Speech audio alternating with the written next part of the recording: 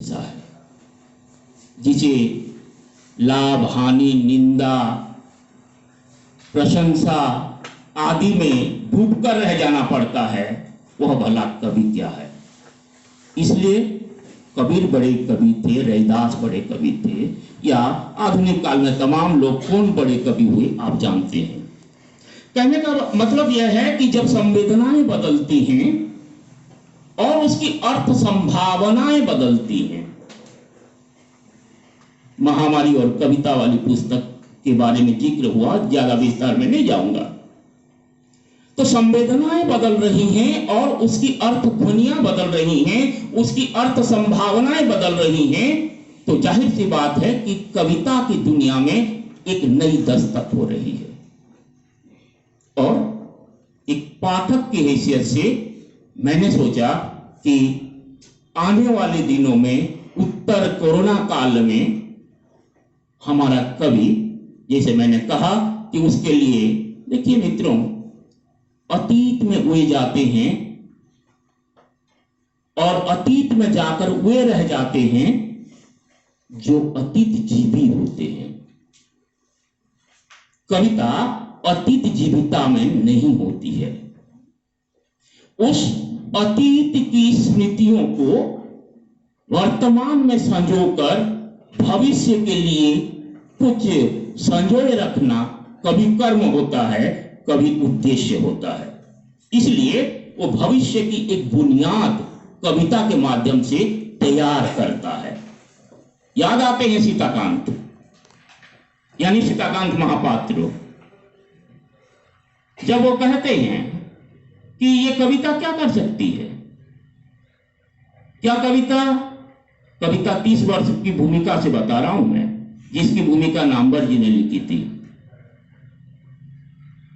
कविता क्या कर सकती है। म्यान से निकली हुई तलवार को पुनः म्यान में लौटा नहीं सकती। भूखे बच्चे को दो बूंद दूध पिला नहीं सकती। नेली, बेरूत और तमाम जहां हंगर इंडेक्स बढ़ी हुई थी उस समय, वहां के लोगों की पीड़ा को वह दूर नहीं कर सकती। लेकिन सीताकांत के शब्द हैं, कविता निरी लाचार नहीं होती। वह देखती है और आपको दिखाती है, आपको चेतनशील बनाती है। इसलिए कोरोना कालीन जो कविताएं हैं या उत्तर कोरोना समय में जो कविताएं होंगी, आप देखिएगा कि जड़ता से चेतनशीलता की यात्रा यह कराने वाली कविता है और नई बात नहीं है। बाणभट्ट की आत्मकथा में जड़ता और चेतनता, यानी बाणभट्ट और निपुणिका के बारे में आप जानते हैं, सभी विस्तार से नहीं कहूंगा। तो जब हम महामारी की बात कर रहे हैं तो एक तो यह ध्यान देने की बात है कि एक महामारी की राजनीति है और दूसरा राजनीति की महामारी भी है। इन दोनों पदवों को हमें समझना पड़ेगा। और महामारी के मूल में विषाणु होते हैं और कवि उन विषाणुओं की शिनाख्त करता है। इस समय का कवि, हमारे समय के कवि, जो जागरूक कवि, जो जागृत कवि, जो चेतनशील कवि हैं, उन विषाणुओं की शिनाख्त करने में लगे हुए हैं। इधर एक और महत्वपूर्ण संग्रह आया, उसके आधार पर मैं कहना चाहूंगा कि वो कवि आप लोग परिचित हैं। सलीब पर सच के बाद उनका दूसरा संग्रह आया मूर्तियों के जंगल में, और उसमें प्रकृति है, महामारी का दंश है, असमर्थता है, झूठ का शंखनाद है, साथ ही साथ उम्मीद है, आस्था है और एक अलग तरह की ऊष्मा की चाहत है।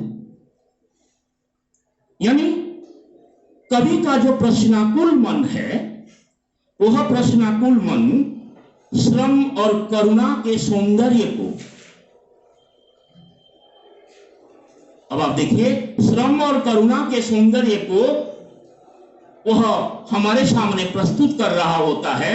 वहां केवल जिसे कहते सत्ता का प्रतिरोध नहीं है, बल्कि सुखद बेहतर समाज की संकल्पना के लिए कवि की जो अकुलाहट है, वह अकुलाहट भी हमारे सामने आती है। एक महत्वपूर्ण कविता की चंद पंक्तियां, मूर्तियां। मूर्तियां बोलती नहीं, विचार नहीं करती, चाहे कितनी भी खतरनाक परिस्थिति हो, वो खड़ी रहती है चुपचाप और इस तरह याद दिलाती है कि मूर्ति में बदल जाना कितना अप्रासंगिक हो जाना है। क्यों ऐसा होता है? अच्छा, कवि केवल यथा तथ्य को सामने नहीं रख देता है, कवि एक बड़ा विश्लेषक भी होता है, वो विश्लेषण भी करता है। क्यों ऐसी स्थिति आ रही है? कवि खुद कहता है, जब विचार कमजोर पड़ने लगते हैं, मूर्तियां खड़ी होने लगती हैं। याद आते हैं श्रीकांत वर्मा, आप सभी जानते हैं, मगध में विचारों की कमी है, तो एक मूर्ति गढ़ी जाती है और समय बढ़ जाता है नए विचार की तलाश में। यानी जो हमारा समाज है, जहां मूर्ति की स्थापना, ये मूर्ति मतलब ये बालू, पत्थर, कंक्रीट से बनी हुई मूर्ति नहीं है, कहीं ना कहीं जड़ता का प्रतीक है। और कभी वह समाज नहीं चाहता जिस समाज में कोई सवाल ना हो, जिसका कोई अपना विवेक ना हो, जिसमें केवल मूर्तियों की स्थापना हो। कभी एक चेतनशील समाज चाहता है। और कोरोनाकालीन कविता या परवर्ती कविता में हम इसकी चीजें देखने पाएंगे। आग शीर्षक की कविता, दो शब्दों से आप जान जाएंगे, वे और हम। बहुत लंबे शीर्षक की कविताएं हैं और आग लगाने वाले वे, हम अपने भीतर आग संजोने वाले। वह आग और हमारी आग, इन दोनों आग में क्या अंतर है आप सभी जानते हैं, सभी समझदार हैं, साहित्य के रसिक हैं, मैं उसमें जाना नहीं चाहता।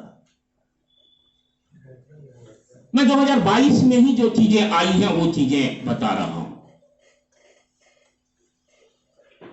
और मेरी कमी इसे मान लीजिए कि मैंने सभी संग्रह भी नहीं पढ़े हैं, जो संग्रह पढ़े हैं उनके आधार पर बात कर रहा हूं। अभी 2 महीना पहले फिजिक्स में डॉक्टरेट और ताइवान में पीडीएफ कर रहा राजस्थान का एक युवा, जिसका नवीनतम संग्रह आया है देवेश पतसरिया, शीर्षक है नूह की नाव।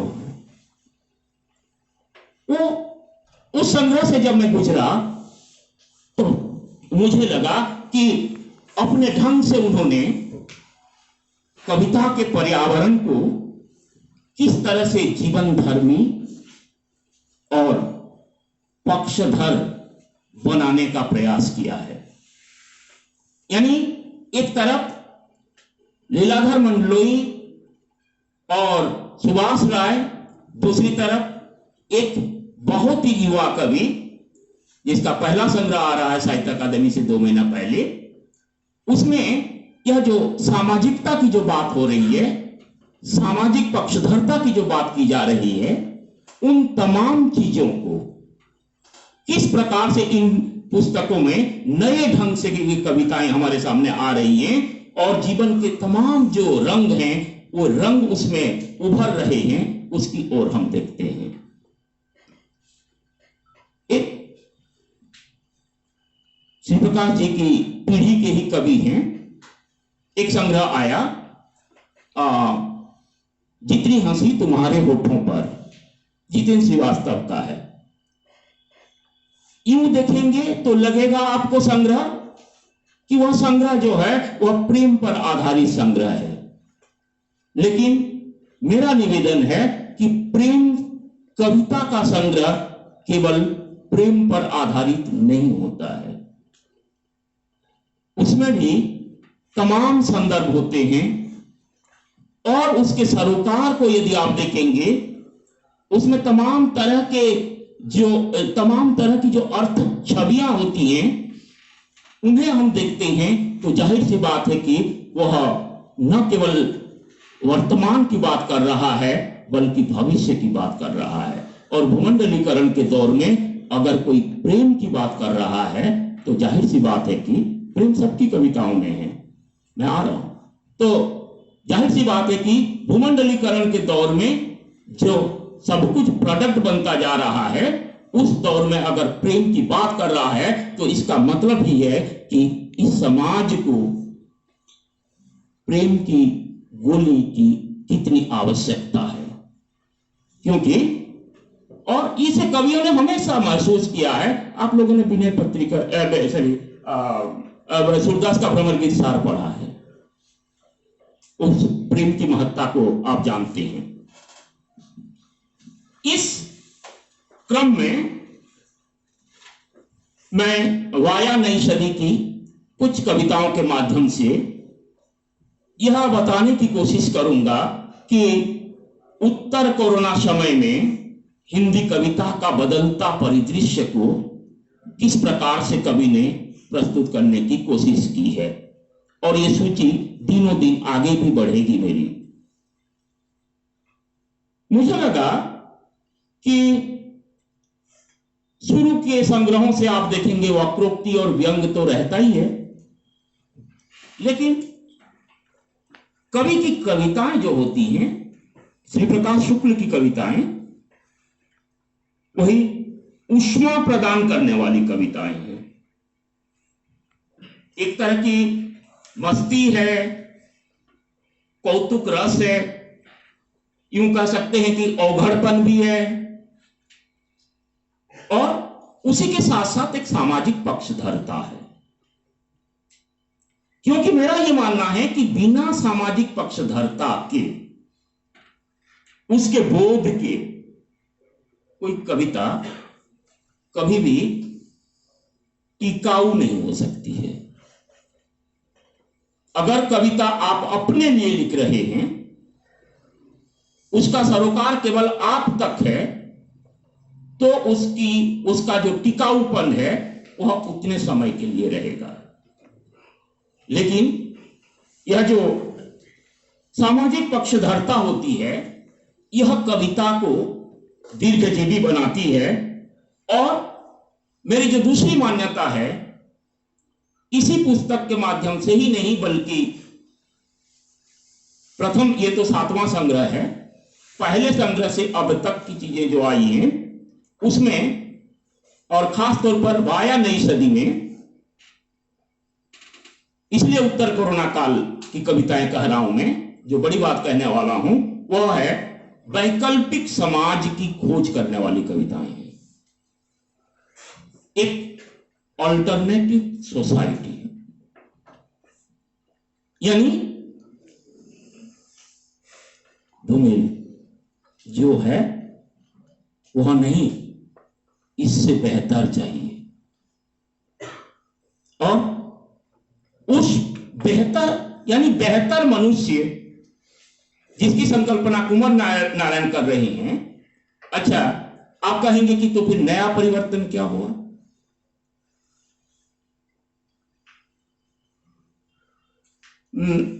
जानते हैं, महेंद्र जी और विवेक भी हमारे यहां एक बहुत बंगाल में बड़े कवि हुए चंडीदास, सवार ऊपर मानव सत्य, वे मानव सत्य की बात कर रहे हैं, रविंद्रनाथ भी कर रहे हैं, और प्रसाद श्रद्धा के अंतिम सर्ग में शक्ति के विद्युत कण जो भी कल बिखरे हों निरुपाय, समन्वय करे सबका विजयिनी मानवता हो जाए। वो भी मानवता की बात कर रहे हैं और श्री प्रकाश जी भी मानवता की बात कर रहे हैं। लेकिन सवाल यही है मेरा कि क्या मध्यकालीन, सबका विषय तो एक है, लेकिन जब मानवता की, मानव समाज की, वैकल्पिक समाज की स्थापना की बात कभी कर रहा है और उसकी अभिव्यक्ति कर रहा है, उस अभिव्यक्ति का स्वर उसे मिलता कहां से है? जाहिर सी बात है कि श्री प्रकाश जी को जो अभिव्यक्ति का स्वर मिलता है वह चंडीदास के समाज से नहीं मिलता है। इसलिए मेरा यह मानना है कि जो कवि जितना गहरे जुड़ेगा किससे, समाज से, लोगों से, उसकी अभिव्यक्ति उस ढंग से निराली होगी। इसलिए उनकी कविता, श्री प्रकाश की कविता की चेतना के निर्माण में अपनी कविता को, कविता की भूमिका को वो महत्व देते हैं जिसमें वो सर्वाधिक महत्व देते हैं शब्दों को। वो खुद कहते हैं कि शब्दों के मसले सत्ता से बड़े और व्यवस्था से विकट होते हैं। शब्द कवि के लिए परम ब्रह्म की तरह होते हैं। इसलिए ये कविताएं, यानी उत्तर कोरोना काल की कविताएं, वे कविताएं हैं जो कविताएं आपको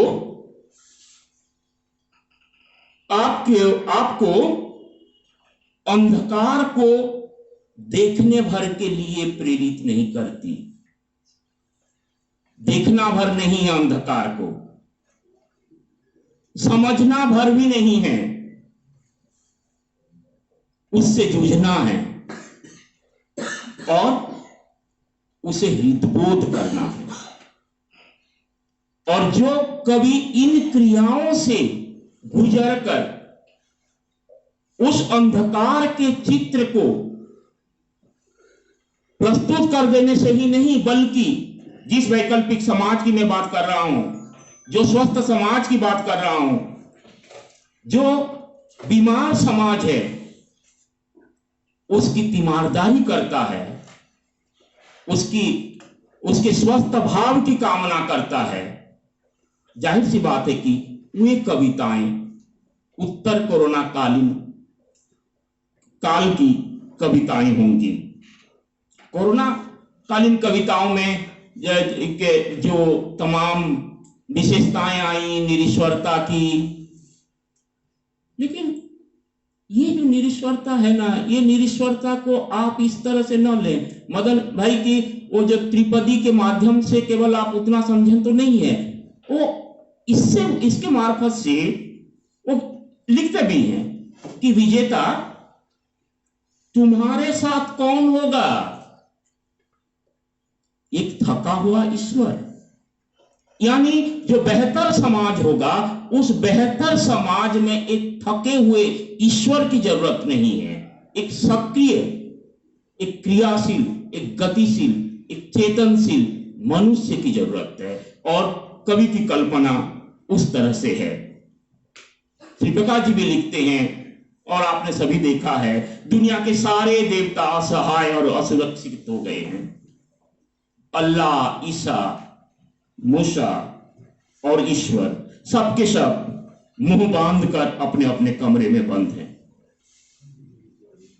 उत्तर कोरोना कालीन कवि वह होगा जो वर्तमान को महत्वपूर्ण मानता होगा, लेकिन केवल वर्तमान में जी नहीं रहा होगा।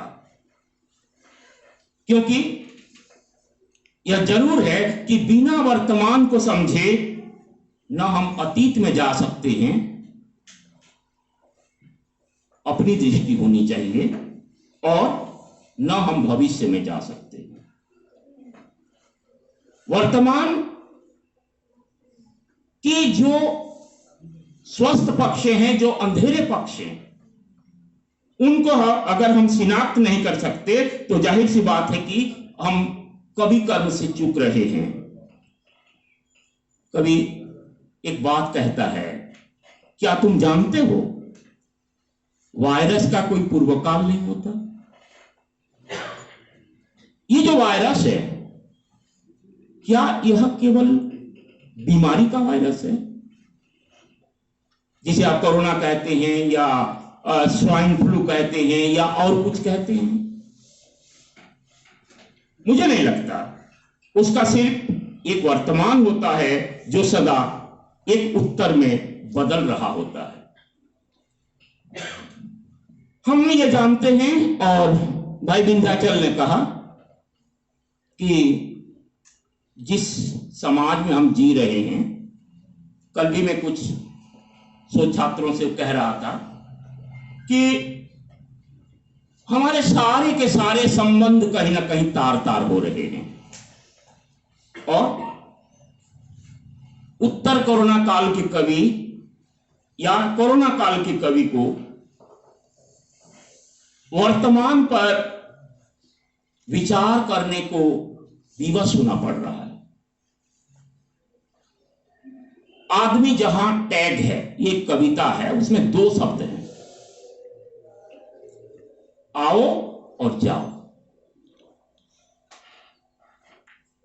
आओ हमारी संस्कृति है, आओ हमारा आचार विचार है, हम स्वागत करने को उत्सुक रहते हैं।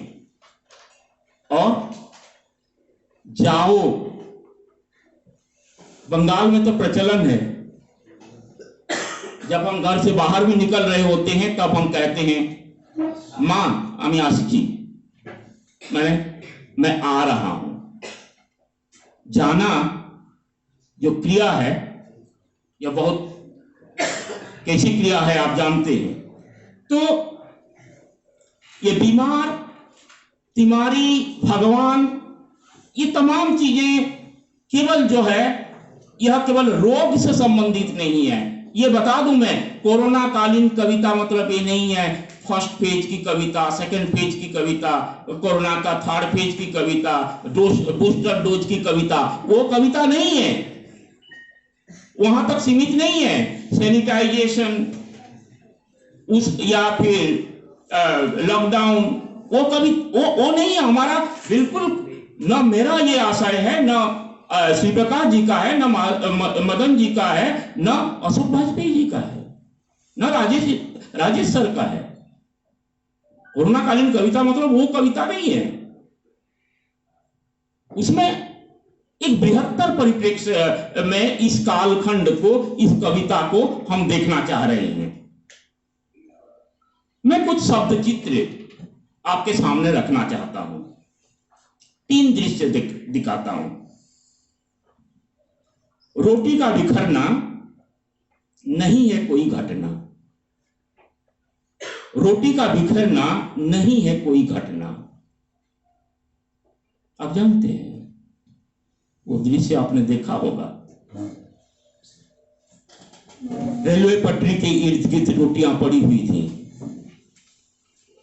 और वह पड़ी हुई है, वह कोई घटना नहीं मानी जा रही थी हमारी समाज व्यवस्था में। उस पर वो चीजें हमें नहीं दिखाया जा रहा था, तो उसे कवि देखता है, सहृदय देखता है, सामाजिक देखता है। दूसरा दृश्य, बच्चा चला जा रहा है और चली जा रही है यह मां भी, जिसके साथ लटक गई है यह कविता। जब समाज हृदयहीन हो जाता है, तब एक कविता उसका साथ देती है। और कविता का साथ देना मतलब अभी भी बचा हुआ है बहुत कुछ, अब भी संभावना है। और याद कीजिए सर्वेश्वर जी को, हर दीवार में खिड़की हो सकती है और उस खिड़की से पूरा का पूरा पहाड़ गुजर सकता है। कविता, कोरोना कालीन कविता उस संभावना की खोज या उसकी तलाश करने वाली कविता है। इसलिए यह जो कविता है जिसके साथ लटक गई है यह कविता, यानी जो मानवीय गुण है, जो हमारे धर्म है, जो सामाजिक धर्म है, वह निर्वाह करने की एक यूं कहें उत्कट अभिलाषा बनी हुई है। तो हाट तो थे मगर वीरान थे। तीसरा शब्द दृश्य, श्मशान शवों से पटे थे, घाट खाली सिरों से झुके थे, जहां महापात्र का सूर बदला हुआ था। तमाम दृश्यों को जब रूपायित करता है कवि और देखता है कि बावजूद इसके मीडिया चुप है, लोग भी खामोश हैं, कवि कहता है बोलने की, विरोध की, चीखने की जरूरत है और आप बोलिए। कवि चाहता है कि इस चुप्पी को तोड़ने की जरूरत है। ये जो मूर्तियां गढ़ी जा रही हैं और उन मूर्तियों को तोड़ने की बात नहीं है। मूर्तियां मतलब बोल नहीं सकती। कलाकार बंधु क्षमा करें, चित्र भी बोलते हैं लेकिन हम दूसरे अर्थ में प्रयोग कर रहे हैं। और इस संग्रह से, वाया नई सदी संग्रह से जब हम जाते हैं तब हम उत्तर कोरोना कालीन कविता की जो गति है उसकी तरफ इशारा करते हैं। 5 कविताएं हैं और इन 5 कविताओं के माध्यम से कवि ने चुप्पी के समाज शास्त्र को अंकित करने का प्रयास किया है। क्योंकि कवि देख रहा है कि लोग लोग लोग मार तमाम लोग, रघुवीर साहब, भीड़ है, समाज नहीं है, लोग हैं, मनुष्य नहीं है। तो कवि 5 कविताएं जो लिखता है चुप्पी के खिलाफ, भविष्य, लेकिन, हत्या, मन की बात, उसमें वो कहता है कि यह जो सभ्यता का इतिहास है वह दरअसल आदमी के बोलने का इतिहास है और सबसे बड़ा खतरा बोलने का है। लेकिन जो जिसकी तरफ इशारा कर रहे थे, जागरूकता, अगर कोई जागरूक व्यक्ति है तो वह खतरा उठाता है। तो इसलिए उस सभ्यता के इतिहास को वह बोलने के इतिहास से जोड़कर कहते हैं। और कभी बोलना किसके लिए चाहता है? वह जो मन की बात कर रहा है वह कहता है कि मैं इस खोज का विरोध करता हूं और चुप्पी के समानांतर मुखर आदमी के पक्ष में अपना बयान देता हूं। कविता किसके साथ होगी? कविता साथ होगी जो मुखर है, जो बोलते हैं। क्योंकि अनेक बीमारियों का, ये सामान्य स्टेटमेंट है मेरा, अनेक बीमारियों का निदान इसमें है कि आपके अंदर जो आ रहा है, जो भाव उमड़ रहा है, उसे आप प्रकट कर दीजिए। आप तनाव से भी मुक्त होंगे।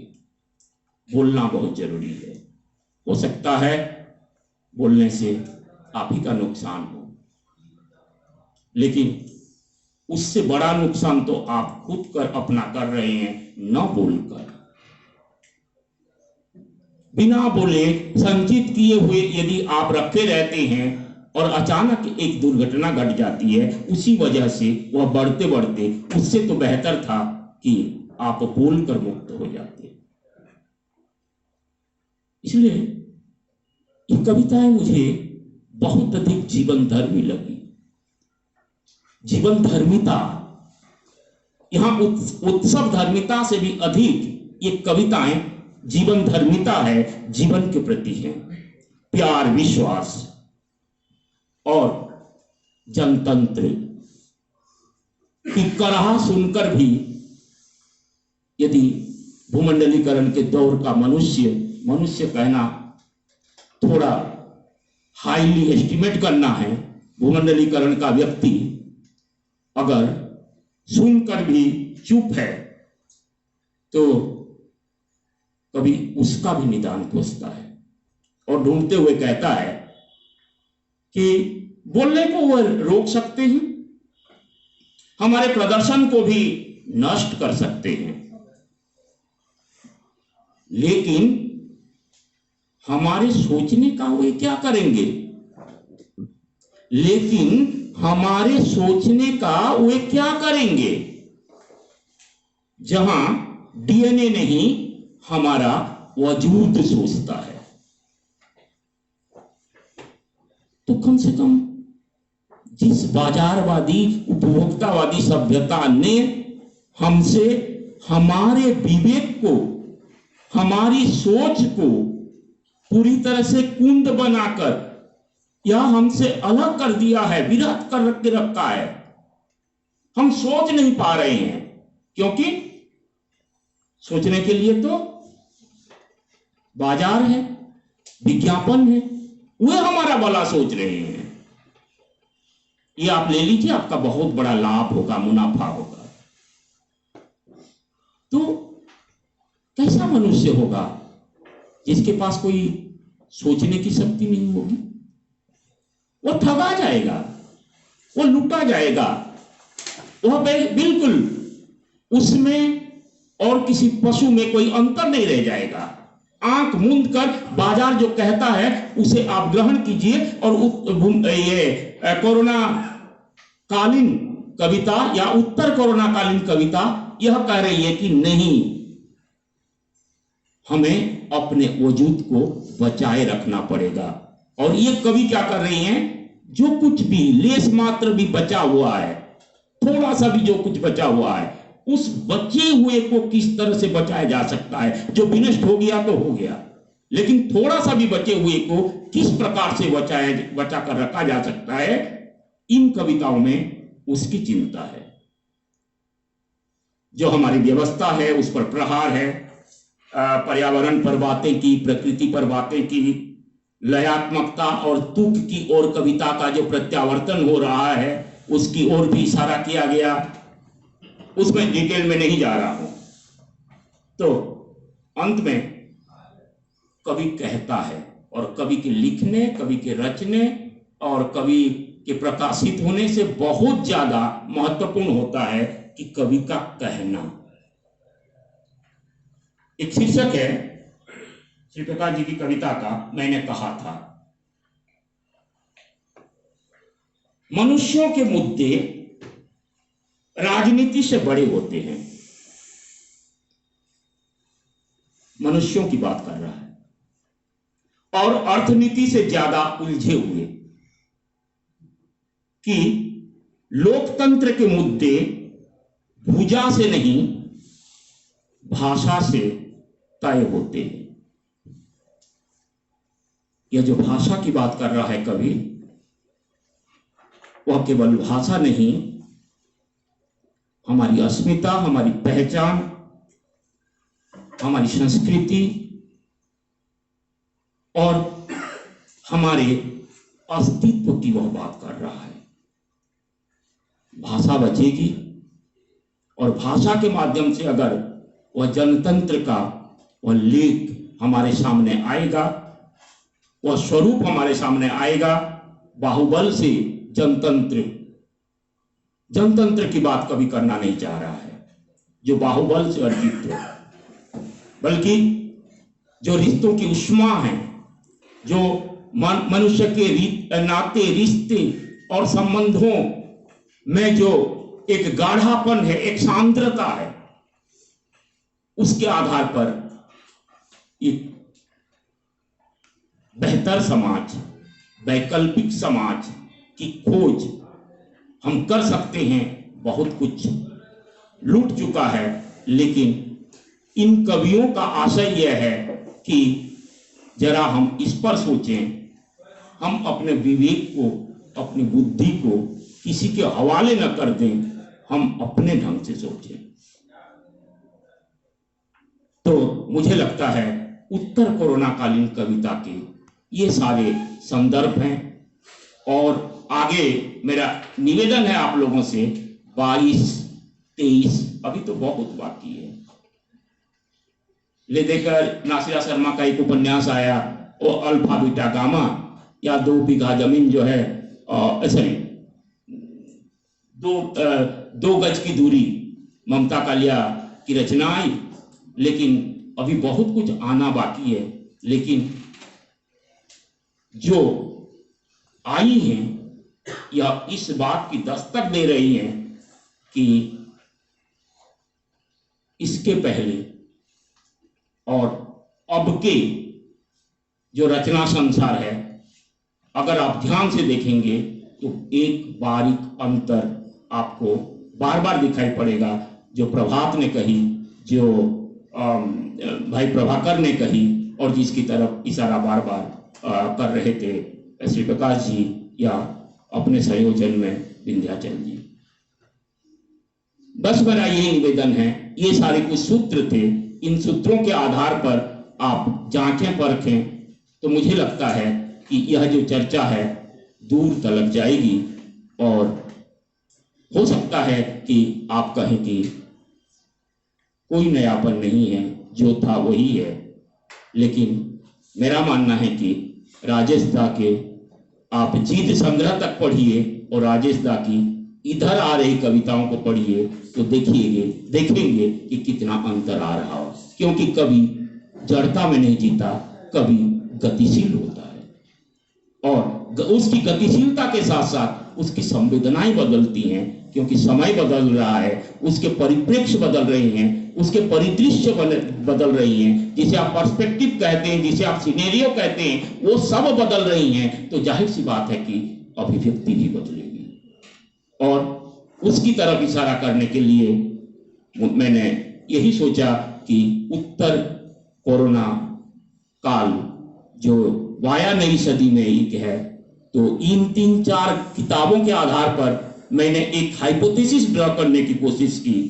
आगे आप लोग सब स्कॉलर हैं, सुपठित हैं, तो मुझे लगता है कि आप लोगों को भी शायद, और मुझे खुशी होगी अगर आपको ऐसा कुछ नहीं मिलता है, तो और भी खुशी होगी, उससे भी ज्यादा खुशी होगी अगर आपको ऐसा कुछ मिलता है। तो बहुत बहुत धन्यवाद आप सबों।